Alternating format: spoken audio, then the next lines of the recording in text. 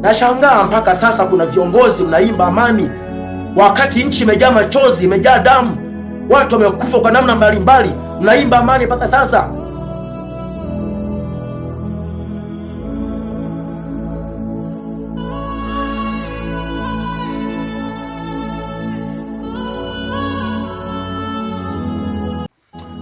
Katika Yeremia sura 22 mstari wa 15 anasema kwamba, je, utatawala kwa sababu unashindana na watu kwa mielezi?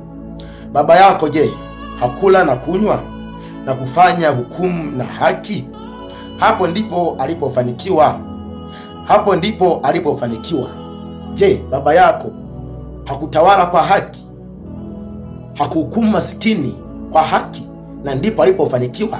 Mnaimba amani, amani, nchi ina amani, tulinde amani, tudumisha amani, wakati nyie ndio mmejaa dhuluma. Na msijue kwamba bila amani, bila haki haiwezi kutokea amani. Bila haki haiwezi kutokea amani. Nyie viongozi wakubwa ndio wavunjifu wakubwa wa haki. Nyie ndio mnaosababisha amani Tanzania pasiwe na amani. Nashangaa mpaka sasa kuna viongozi mnaimba amani, wakati nchi imejaa machozi, imejaa damu, watu wamekufa kwa namna mbalimbali, mnaimba amani mpaka sasa. Nyie watu gani nyie? Nyie ni watu gani nyie? Naimba amani, maliziano. Maliziano yenyewe umeyawekea kaukuta kwamba tusiongee maovu yako, tusiongee dhuluma yenu, tusiongee uuaji wenu, tusihoji kwa habari ya ndugu zetu waliopotea, waliotekwa. Maliziano gani na nani? Kwenye eneo gani? Waje kwenye meza tuzungumze. Na nimepata salamu za wengine wanaowapa nguvu. Hakuna mazungumzo mpaka mumwachie huyu, mufanye hili, mufanye hili.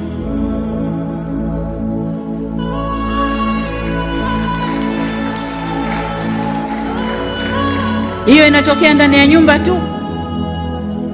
Ndani ya nyumba tu. Baba ukeshamkera mama, ukimrudia jioni akwambia sitaki mpaka ufanye hili na hili. Na utafanya ili maridhiano yaende. Uongo kweli? Sasa serikali haipewi masharti hayo. Serikali haipewi masharti hayo. Labda serikali ya wanafunzi kwa walimu wao, hilo linakuwa.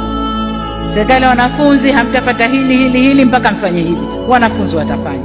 Lakini sovereign state yenye kujielewa na kuendesha mambo yake, Danieli sura ya 4 mstari wa 27. Danieli 4:27 anasema kwamba, kwa sababu hiyo mfalme, shauri langu ulipata kibali kwako, ukaache dhambi zako kwa kutenda haki, ukaache maovu yako kwa kuhurumia maskini, wenda ukapata kuzidishwa siku zako za kukaa raha. Sisi ndo wenyewe, sisi hatupaswi kukosolewa. Sisi ni wenye haki, sisi ndo sisi, hakuna mtu wa kututoa sisi. Watu wa Mungu mnajisahau sana, lakini mfahamu hakuna mwanadamu uliye level yoyote ambaye hauwezi yani kwamba ustahili kukosolewa, haustahili kupangwa, haustahili kuonywa. Hakuna, uwe na cheo chochote, uwe ngazi yoyote, hakuna. Baba zetu hawa wa Biblia wao walikuwa na onyo, tena walikuwa ni wafalme. Na kipindi kile cha Biblia ukisikia mfalme alikuwa anatawala dunia nzima, sio kama sasa urais ni Tanzania hapa tu. Zamani ufalme alikuwa anatawala dunia nzima. Sasa hawa akina Nebukadreza walionywa, walipangwa na watu wa Mungu au wahubiri, walipangwa na kuonywa kwamba hapana, acha dhuluma hii, acha uonevu huu, acha uwaji huu, acha utekaji, wahurumie maskini, wahurumie wananchi wako wa chini. Usiishi kwa dhuluma, usiishi kwa kuonea watu wengine ili ujinufaishe kwa cheo na nafasi ulionayo. Wahurumie maskini, watu wa chini. Walipangwa, waliwekwa sawa. Hakuna kiongozi, hakuna mtu uliye level yoyote ambaye yani wewe yani ni kama Mungu hauwezi ukaonywa. Hapana, Mungu mwenyewe ni Mungu ambaye anazungumzwa vibaya kila itapo leo na watu waliowaumba. Sasa kwa nini nyie mmejiwekea geti kubwa la msiguswe? Yani msikosolewe, na mkiguswa mnang'aka, mnawateka na kuwapoteza watu. Hapana, wito wangu uko hapa kwamba fungueni mlango wa watu wadai haki zao, watu walie mahali pa kulia, watu walie mahali pa kuhoji, watu wahoji mahali pa watu kulalamika, walalamike. Msiendelee kuziba masikio kwamba kwa kila anayejaribu kudai haki mnamteka au kumuua. Mfahamu kwa maisha kama mfahamu, huko mwisho unakuja, Mungu ataleta hukumu yake juu ya taifa hili na juu ya maisha yenu. Tanzania hii tunafikaje hapa? Mpaka leo kuna viongozi mnaimba amani, amani, tulinde amani, kwamba mwaka 2025 ile Oktoba 29 kwa ule utekaji wote ule na watu walivyokufa vile, kuna kiongozi unasema kwamba yeye ilikuwa ni kulinda amani. Kwa damu zilizomwagika zote zile ilikuwa ndio mnalinda amani. Mlivyoua watu kwa sura kama ile ndio mlikuwa mnalinda amani. Je, amani mtalinda kwa sura kama hiyo? Je, Tanzania pana amani kweli? Au amani ni nyie wachache kakikundi fulani mnaoshiba huko juu kwa rasilimali za Watanganyika hao ambao leo wakilia au kudai haki zao mnawaita kwamba ni wachochezi, mnawateka, mnawaua? Hiyo ndo amani? Ndo amani? Mnajisahau sana watu wa Mungu. Ni kweli mimi kwa kuwa na kujaribu kuwa na moyo huu nimepitia kwenye madhila haya. Nimekaa mahabusu siku 43. Nilitekwa tarehe 21 mwezi wa 10 pale Dodoma pale, mwezi wa 10 tarehe 21. Nimekaa mle siku 43. Asante Mungu kwamba alinilinda tu, sikuuawa. Lakini ni mateso niliyoyapitia na baadhi ya watu ambao nilishuhudia kwenye mahabusu zenu mle, mateso makubwa ya kimazingira. Chakula mle hamna. Watu wanaingia mle, nafahamu watu wanaoingia mle si kwamba afya zao ziko sawa. Kuna wengine wanaingia mle na vidonda vya tumbo. Sasa unakuta kwenye mazingira kama yale hakuna chakula. Unaweza ukashangaa watu wanakufa mle. Yaani mazingira yamekaa kikatili tu. Na zaidi nimeshuhudia watu wakiwa na uhasama sana kwamba yaani mimi nikitoka askari fulani yaani nitamkomesha, nitamwendea kwa mganga, nitakuwa natembea na kisu, nitamchoma kisu, nitamuua. Lakini nyie mnaona ndo kufanya kazi, yaani nyie ndo kufanya kazi mnapowatesa watu kwa sura kama hiyo. Lakini msijue mnajijengea uhasama mkubwa sana kwenye mioyo ya watu. Kibali cha mtu ni kutenda haki. Mtu atakupenda ikiwa utamthamini, hasa mtu wa chini, mtu mnyonge, Mtanganyika mnyonge. Ukimthamini huyo, ukimpenda huyo, ukimjali huyo, ukimbeba ukampandisha juu, huyo atakupenda mno, na kwa namna yote utawala wako utakuwa na heshima mno. Utasifiwa kwa namna ambayo katika maisha yako yote utakuja usahaulike. Mfano Magufuli, mpaka leo watu hawamsahau kwa sababu ya haki na moyo wa haki aliyokuwa nao. Waje kwenye meza tuzungumze, na nimepata salamu za wengine wanaowapa nguvu. Hakuna mazungumzo mpaka mumwachie huyu, mufanye hili, mufanye hili.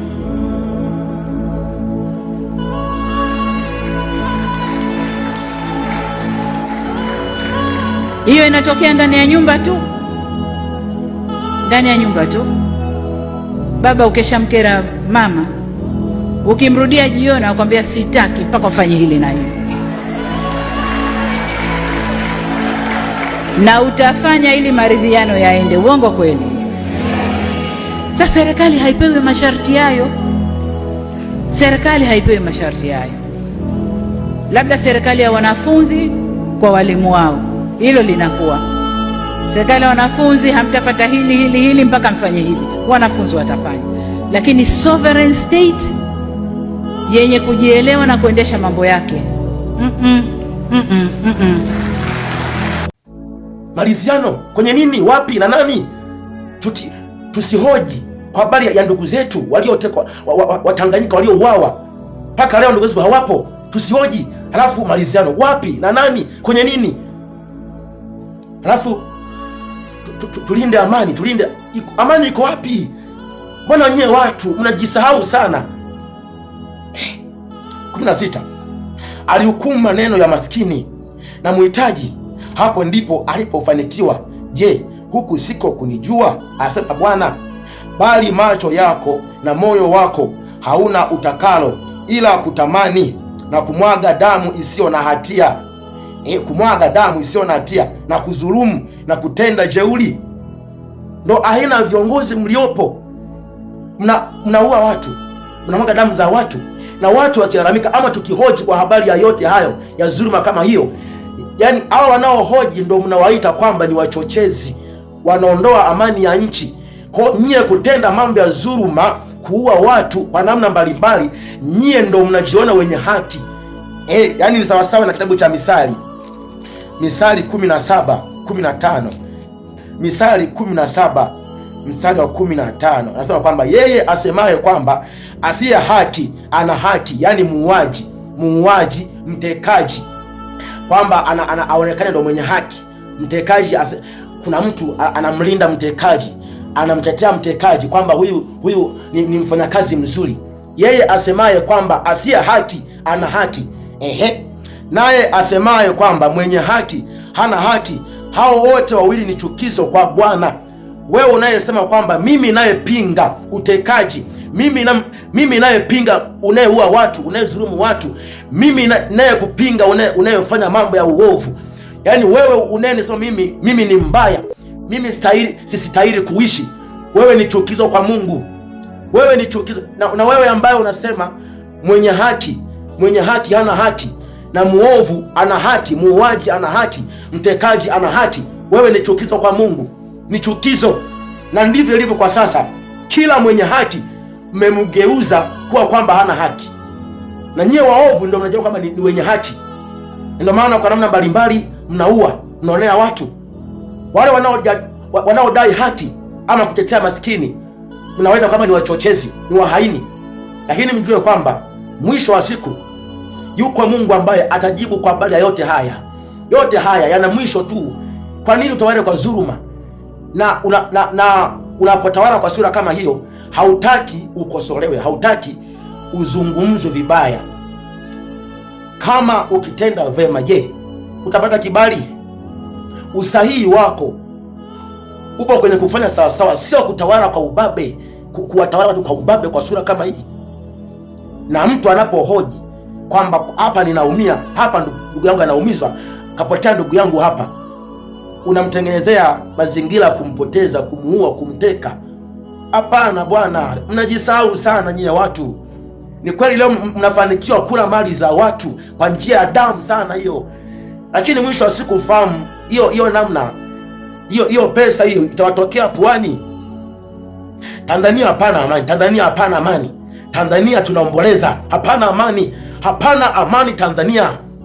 Watu wana haki ya kuhoji, kulalamika na kudai haki zao.